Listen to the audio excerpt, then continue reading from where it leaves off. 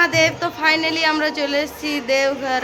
তো দুপুর অনেক হয়ে গেছে, তার জন্য আমরা এখন খেতে বসবো। খাবার টাবার খেয়ে আমাদের রেস্টরুমে যাব। রেস্টরুমে গিয়ে ঠিক সন্ধ্যা 7টায় আমি লাইভে আসব। তো তোমরা আমার সাথে সবাই থেকো লাইভ ভিডিও দেখতে। আমরা আছি এখন দেওঘরে। তো খাওয়া দাওয়ার পর আমি আসছি আমাদের রেস্টরুমের ব্লগে। দেখা হচ্ছে। তো চলে এসেছি আমরা। দেখো আমাদের ড্রেস আপ হয়ে গেছে, এখন রেডি হয়ে সব দাঁড়িয়ে আছি। আমাদেরকে বলেছে যে আমাদের মন্দির থেকে আমরা অনেক দূর রেস্ট রুম দিয়েছে আমাদেরকে। তো বললো ফোন করে ডেকে নেওয়া হবে। এখন সবাই রেডি হয়ে দাঁড়িয়ে আছি, কেউ ভিডিও বানাচ্ছে, কেউ ফটো তুলছে।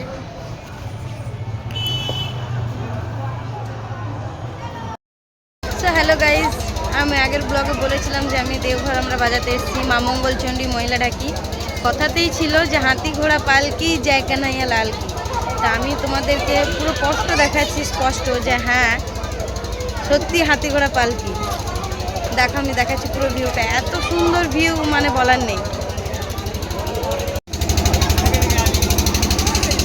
এইখানে করেছে গরুর গাড়ি।